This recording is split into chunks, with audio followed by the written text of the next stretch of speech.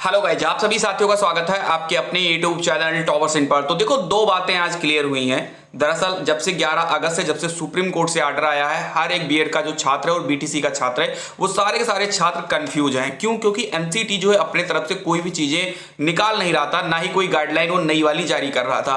फिलहाल बहुत सारे इसमें जो है कसमकस भी थे, बहुत सारे कंफ्यूजन भी थे कि पता नहीं एनसीटी क्या कर रहा है। 11 तारीख को आदेश आ गया है और आज जो है 18 तारीख हो गए, पूरे एक हफ्ता हो गए और अभी तक एनसीटी जो है कोई कदम नहीं उठा रहा है। लेकिन आज जो है एनसीटी ने क्या किया है कि जो सुप्रीम कोर्ट का जो जजमेंट था उसकी ऑर्डर की कॉपी उसने क्या किया है कि अपनी वेबसाइट पर डाल दिया। हालांकि उसने अपने तरफ से कोई गाइडलाइन नहीं जारी किया है। तो इसका सीधा सा एक ही मतलब बन रहा है कि जो एनसीटी है उसने सुप्रीम कोर्ट के आदेश को माना है, और जाहिर सी बात है मानेगा भी, क्योंकि सुप्रीम कोर्ट से बड़ा कोई नहीं है। सुप्रीम कोर्ट का ऑर्डर को जो है यहां पर एनसीटी को मानना ही पड़ेगा और एनसीटी ने उस ऑर्डर को माना है जो ऑर्डर उन्होंने दिया है। सबसे पहली चीज तो अगर कोई ये पूछे कि एनसीटी ने क्या किया, तो एनसीटी ने सुप्रीम कोर्ट के ऑर्डर को मान लिया है।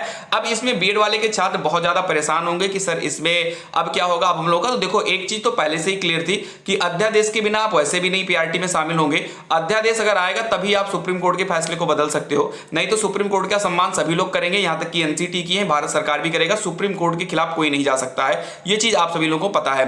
दूसरी बात और सबसे इंपॉर्टेंट बात जो आज की इस वीडियो में मैं आपको बताने वाला हूं, और इस बात को आपको बहुत ध्यान से सुनना है। अगर आप बिहार शिक्षक भर्ती का एग्जाम देने जा रहे हैं और आप एक बीएड अभ्यर्थी हैं तो, और बीटीसी अभ्यर्थी अगर आप हैं तो आप भी सुनिए, क्योंकि भाई आपका भी कंपटीशन बीएड वालों के ही साथ होगा। ठीक है, फिलहाल के लिए अभी जो है अतुल प्रसाद जी ने, जो कि बीपीएससी के चेयरमैन है, उन्होंने एक प्रेस कॉन्फ्रेंस बुलाई थी। उस प्रेस कॉन्फ्रेंस में उन्होंने बहुत सारी बातों को रखा, लेकिन जो काम की बातें हैं, जो आप लोगों के काम की बातें हैं, बीएड के काम की बातें हैं, उस पर हम लोग जो है सीधी बात करेंगे। उन्होंने प्रेस कॉन्फ्रेंस में यह कहा कि जो यहां पर सुप्रीम कोर्ट का ऑर्डर आया है, सुप्रीम कोर्ट के ऑर्डर में पेज नंबर 45 का उन्होंने जिक्र किया। उन्होंने पेज नंबर 45 में यह कहा कि सुप्रीम कोर्ट ने राजस्थान सरकार को यह कहा है कि एनसीटी ने गजट जो जारी किया था 28 जून 2018 को, उस गजट के हिसाब से जो बीएड के छात्र थे वो राजस्थान की जो शिक्षक भर्ती आई थी उसमें वो एलिजिबल थे। उन्होंने कहा कि कोई भी अधिसूचना या कोई भी गजट तब तक जो है रद्द नहीं मानी जाती जब तक उसको रद्द ना किया जाए, और राजस्थान सरकार को बीएड के छात्रों को उस समय शामिल किया जाना चाहिए था, जो कि राजस्थान सरकार ने नहीं किया। कुल मिलाकर पेज नंबर 45 में लिखा है कि जब तक किसी अधिसूचना को रद्द नहीं किया जा सकता है तब तक वो वैलिड है। यानी कहने का मतलब यह है कि जब बिहार शिक्षक भर्ती में आप लोगों ने फॉर्म डाला था, बहुत ध्यान से सुनिएगा, जल्दबाजी मत करिएगा, जब आप लोगों ने बिहार शिक्षक भर्ती में जब आपने फॉर्म डाला था तब तक तो सुप्रीम कोर्ट का ऑर्डर आया नहीं था, तब तक आप लोग फॉर्म डालने के लिए एलिजिबल थे।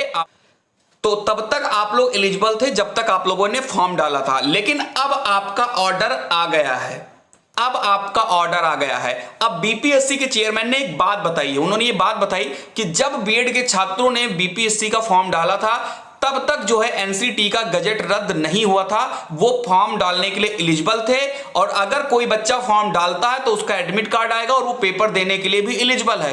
तो बीएड के जो छात्र हैं वो पेपर देने जाएं, पेपर दे सकते हैं, उनको कोई नहीं रोके टोकेगा। दूसरी जो उन्होंने ये कहा कि जब वो पास हो जाएंगे, यानी जब उनकी ज्वाइनिंग का समय होगा, जब उनके डॉक्यूमेंट वेरिफिकेशन स्टार्ट होंगे, उस समय पर यह देखा जाएगा कि आप जो है उसके लिए एलिजिबल हैं या आप एलिजिबल नहीं हैं। यानी ये कहा है कि जब पूरी भर्ती प्रक्रिया कंप्लीट हो जाएगी, डॉक्यूमेंट वेरिफिकेशन का समय आएगा, तब जो है हम लोग एनसीटी से दिशा निर्देश लेंगे कि इन बच्चों को बीएड को हम शामिल करें या शामिल ना करें। कहने का मतलब ये, जो इसका पूरा सारांश है वो ये है कि आज की डेट में बीएड वाले परीक्षा दे सकते हैं, एलिजिबल हैं, क्योंकि जब उन्होंने फॉर्म डाला था तब एनसीटी का गजट रद्द नहीं हुआ था। लेकिन जब आप ज्वाइनिंग करने जाएंगे उस समय पर जो बीपीएससी है, बीपीएससी के चेयरमैन है, वो जाएंगे एनसीटी के पास और उनसे गाइडलाइन लेंगे। अगर वो कहेंगे कि हाँ भाई ठीक है आप इनको वैलिड कर सकते हो तो आप वैलिड रहोगे। तो कुल मिलाकर यही है कि आप परीक्षा दे सकते हैं, लेकिन आप सेलेक्ट होंगे, चयन होंगे और आप 100% आपको नौकरी मिलेगी, इसकी गारंटी अभी भी नहीं है। ये बीपीएससी चेयरमैन का बयान है। वो सारी की सारी जो है एनसीटी के दिशा निर्देश पर काम करेंगे। यानी कुल मिलाकर अभी भी थोड़ा बहुत जो है यहां पर डाउट है। तो और दूसरी चीज जो मैं बता दूं, जो बहुत सारे छात्र नौकरी कर रहे हैं, यानी बीएड से ही नौकरी पाए हैं, चाहे 69,000 भर्ती हो उत्तर प्रदेश में या और भी अन्य जगहों पर भर्ती हो, तो वहां पर यह बताया गया है कि ये जो अधिसूचना है वो रद्द हुई है, वो उसी दिन से अप्लाई होगी 11 अगस्त से। यानी उससे पहले अगर आपने ज्वाइनिंग किया है तो आपकी नौकरी को कोई खतरा नहीं है। सुप्रीम कोर्ट के ऑर्डर में 45 नंबर पेज पर बिल्कुल साफ साफ लिखा हुआ है। तो ऐसे में बहुत से छात्र होंगे, सर क्या मैं जाऊं बीपीएससी बीपीएससी का पेपर देने या ना जाऊं बीएड के छात्र, तो मैं आपको यही कहूंगा कि आप लोग परीक्षा देने जाइए।